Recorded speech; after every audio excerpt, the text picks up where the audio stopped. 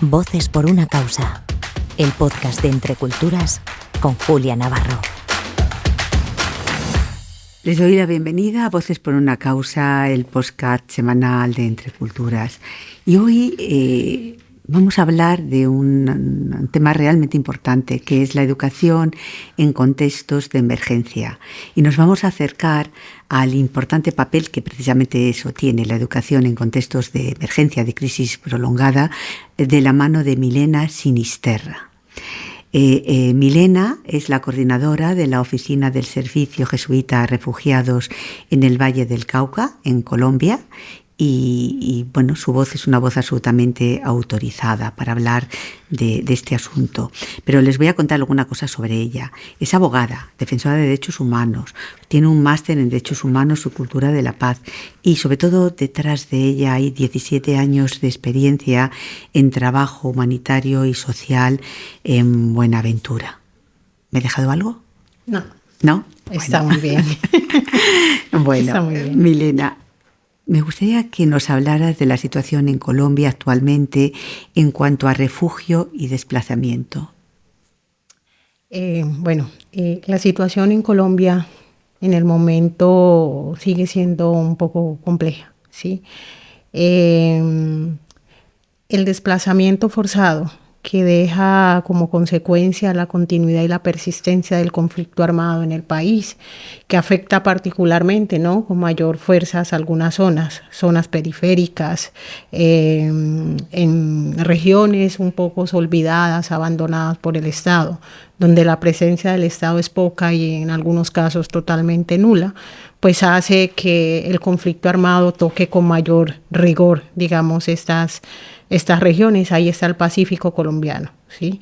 Donde claramente esto ha generado una crisis prolongada que afecta la vida de todas las personas, especialmente la vida de los niños y las niñas, que son quienes visible y fuertemente terminan siendo muy afectados. En el Pacífico como tal no contamos con albergues humanitarios.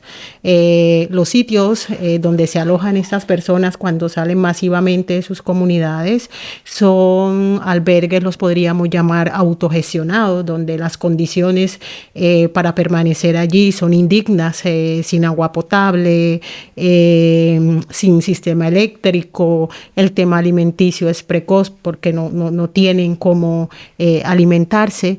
Entonces, claramente el tema de refugio y desplazamiento es muy complejo. A esto se suma también la crisis, ¿no?, frente al tema de Venezuela, la presencia de un número importante de personas provenientes del país vecino Venezuela, que también están en el territorio, también con unas necesidades y unos niveles de vulnerabilidad muy fuertes. Sumado pues al conflicto que también los espera en un territorio con unas condiciones también muy difíciles, pues terminan también siendo afectados por el rigor del conflicto armado. Esto es lo que hemos llamado la doble afectación, ¿sí?, para la población migrante refugiada. Entonces es una crisis prolongada, pero una crisis invisibilizada, ¿sí?, porque hay muchas crisis en Latinoamérica que hoy, por ejemplo, en Europa no están siendo muy visibilizadas porque se considera que el conflicto armado, con los acuerdos que se dieron entre el gobierno y las FARC, terminó, ¿sí? Pero los niveles de violencia en Colombia y particularmente en estas regiones no ha cesado. Al contrario, los derechos de las personas siguen siendo muy afectados.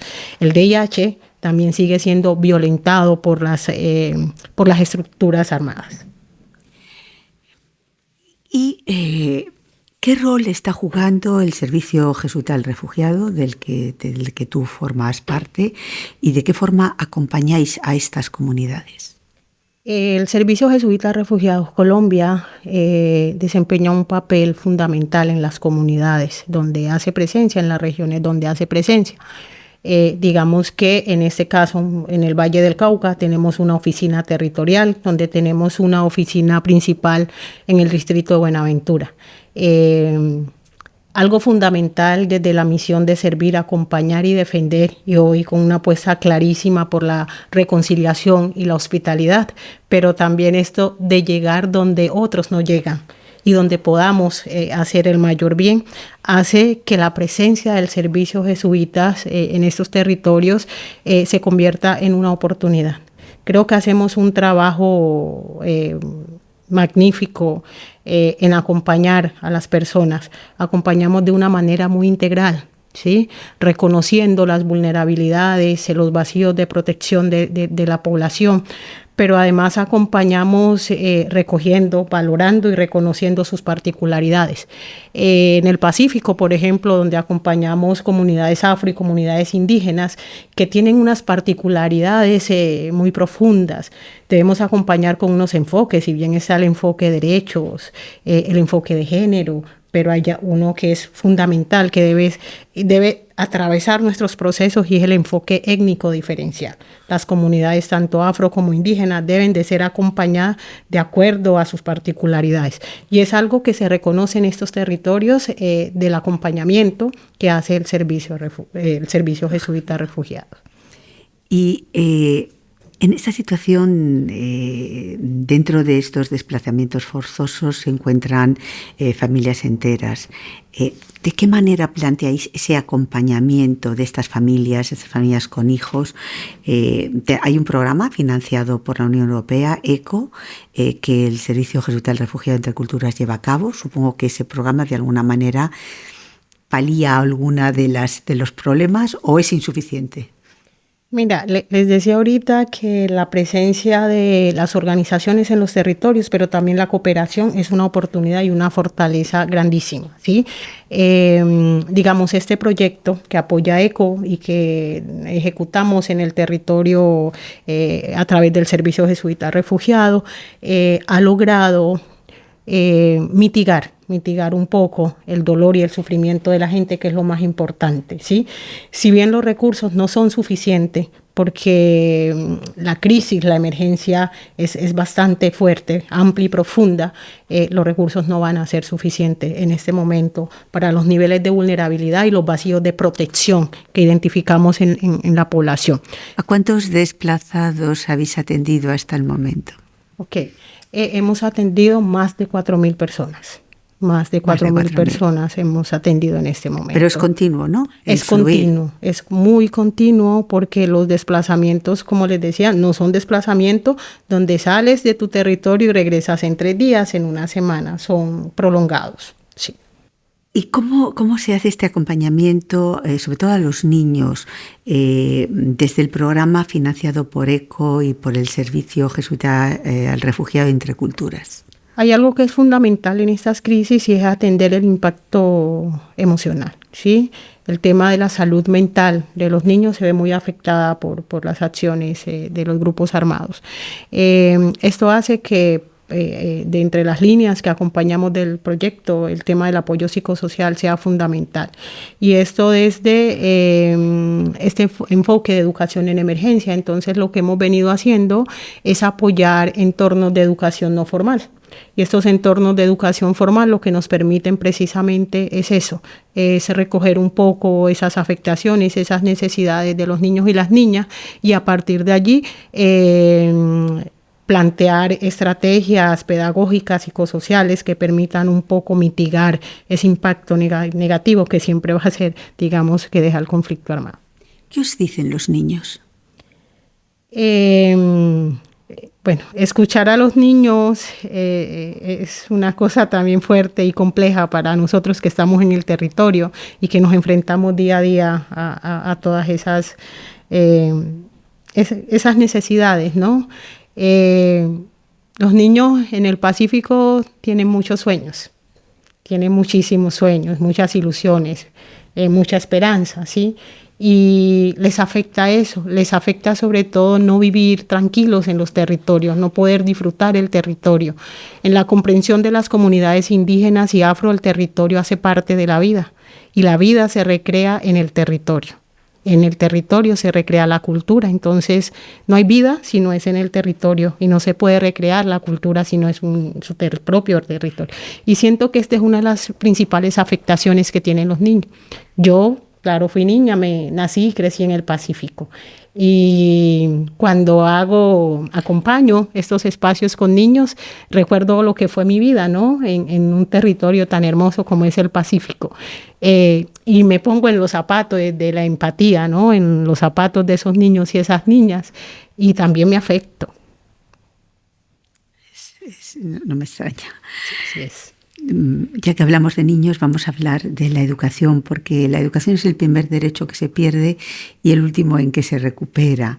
¿De qué forma el Servicio Jesuita del Refugiado trabaja para que estos niños no se queden fuera de esa posibilidad de recibir una educación, no se queden fuera del sistema educativo? Okay.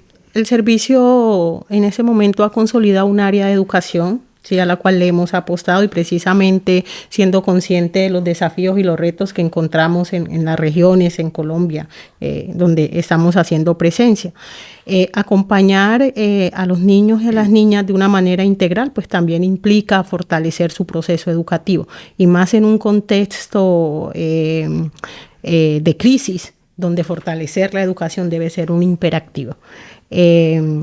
Aquí estamos entonces acompañando algunas estrategias y acciones desde la educación formal y la educación no formal. Desde la educación formal, claramente, en un acompañamiento integral a las instituciones educativas, desde el personal docente, pero también a los estudiantes. Entonces, brindamos apoyos en temas de inserción, de permanencia, esto que mencionábamos hace un ratito del acompañamiento psicosocial, tanto para los niños y las niñas, pero también para docentes, porque los docentes también se afectan emocionalmente frente a esta situación. Y desde la educación no formal estamos acompañando los entornos de educación no formal.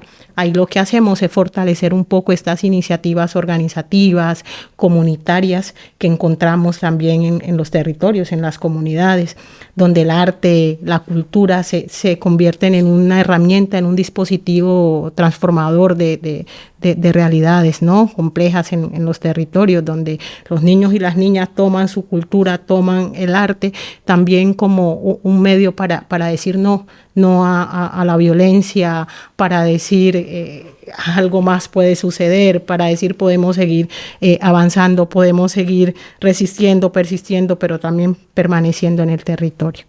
¿Recuerdas alguna historia donde la educación haya jugado un papel importante en todos estos años de experiencia que tienes allí? Claro que sí. La educación es una herramienta potente. La educación transforma realidades, transforma vida.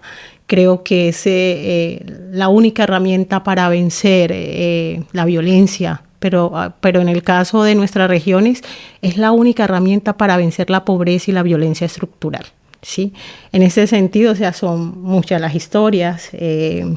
Ahí conozco la historia de una niña que llega a Buenaventura, desplazada de otro municipio del Pacífico que se llama López de Micay. Llega llena de miedo, de mucha desesperanza. ¿Llega ¿sí? sola? ¿Llega con sus padres? Con su familia, llega con sus padres y otros hermanos también menores que ella. ¿Cuántos años tiene la niña? La niña en este momento tiene 16 años ya, tiene 16 años. Y llega y lo que hace es empezar a acceder, a buscar, a gestionar cómo ingresar al sistema educativo. Claramente lo hace. El sitio donde se ubica en Buenaventura, también un sitio también con unas vulnerabilidades y unos vacíos también frente a temas de protección bastante fuerte.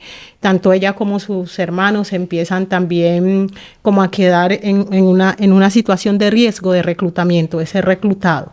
Sin embargo, accede al sistema educativo, pero con el acompañamiento de la organización, más de eso empieza a participar de entornos de educación no formal, se integra a procesos comunitarios, a procesos organizativos, y esta chica termina siendo una lideresa con una fuerza tremenda que hoy acompaña a otros niños y niñas, lucha contra el racismo, contra la discriminación, contra la violencia estructural, contra todos estos temas de vinculación a situaciones de violencia, ¿no? Esa es una experiencia muy, muy significativa que claramente nos deja ver que definitiva la educación es el camino y que debemos poner todos nuestros esfuerzos para seguir fortaleciendo el sistema educativo, el proceso educativo de los niños y las niñas, y más en estos territorios que realmente lo necesitan.